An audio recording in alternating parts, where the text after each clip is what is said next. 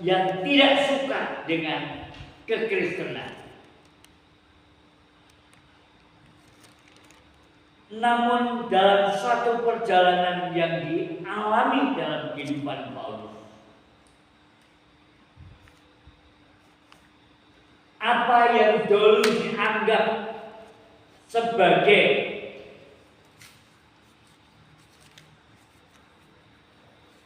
yang luar biasa, dia terima.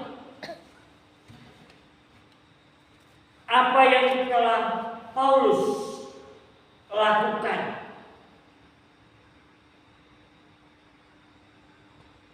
dalam ketaatannya menjalankan Taurat Tuhan.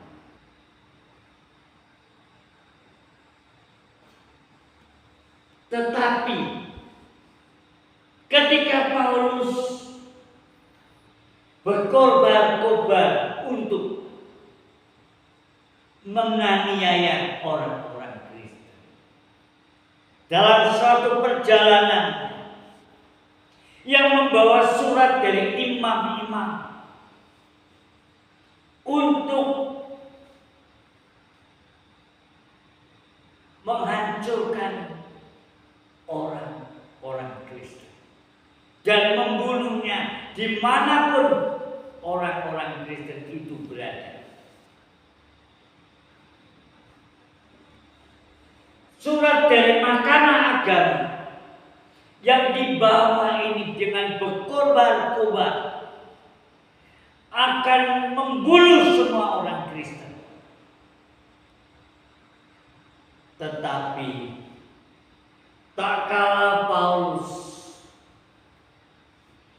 dalam suatu perjalanannya ke Damaskus, dan disitulah kehadiran Tuhan atas Paulus, sinar cahaya kemuliaan Tuhan yang melebihi matahari di siang hari bolong. Dan Saulus ini tidak bisa menatapnya dengan sinar itu. Maka Paulus jatuh dan rebah ke tanah dan buta. Hei Saulus, Saulus, mengapa engkau menganiaya aku? Siapakah engkau Tuhan? Akulah Yesus yang kau aniaya itu.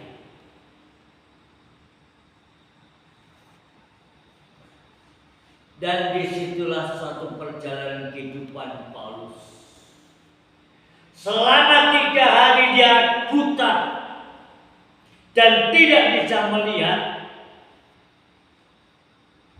Maka Tuhan mengutus Ananias.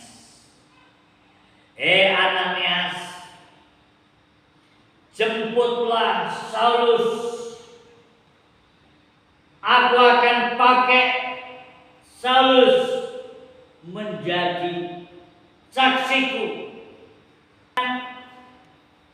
Katakan bahwa Tuhan mengasihi engkau dan Tuhan mau pakai engkau, Saulus. Ketika menumpangkan tangan kepada Saulus, maka Saulus selaput matanya terasa gugur dan akhirnya dia melihat kembali dan sadar bahwa sungguh-sungguh Paulus tidak dapat menahan galah rangsang kuasa daripada Tuhan. Lebih dahsyat daripada surat yang dipakai oleh Mahkamah Agama yang dibawa untuk membinasakan orang-orang Kristen. Tetapi oleh kehadiran Tuhan, maka Tuhan Yesus menangkap Paulus, dan saat itu Saulus bertobat, akhirnya menjadi rasul yang dipakai Tuhan, menjadi saksi Tuhan, dan diangkat sebagai rasul Tuhan untuk menyampaikan Injil Tuhan dan menyaksikan bahwa Yesus benar-benar adalah Tuhan, bahwa Yesus adalah benar-benar yang Maha Kuasa. Dia hadir dengan kuasanya yang tidak dapat untuk dapat dikalahkan oleh siapa. Oleh kuasanya yang dahsyat itu, dengan sinar kemuliaan saja, maka Paulus jatuh dan tersungkur dan buta selama 3 hari. Dan Injil akan selamat. Dan barang siapa menolak akan Injil adalah sudah ada di bawah hukuman. Tapi berbahagialah saudara yang dikasihi oleh Tuhan, yang membuka hati saudara untuk menerima kehadiran Kristus dalam kehidupanmu. Maka engkaulah menjadi orang yang telah dipanggil dan dipilih, ditentukan Tuhan menjadi milik kepunyaan Tuhan sendiri, seperti Saulus, seperti Paulus, dan menjadi hamba Tuhan, menjadi pelayan Tuhan yang setia. Sekalipun hidup dalam penderitaan, Paulus dia merasakan, dia mengatakan, bagiku hidup adalah Kristus, mati itu adalah keuntungan. Jika aku diberikan kesempatan masih ada hidup dalam dunia ini, maka aku harus memberitakan Injil, karena Injil itu kekuatan Allah, menyelamatkan bagi setiap orang yang percaya kepadanya. Pada malam hari yang sangat indah ini, berbahagialah saudara yang dikasihi oleh Tuhan. Maka oleh kesaksian daripada Rasul Paulus, benar-benar Paulus menjadi pelayan Kristus, menjadi pelayan Tuhan yang setia. Demikianlah halnya apa yang dilakukan oleh Paulus, dan tidak pernah dia takut dan gentar tentang apapun.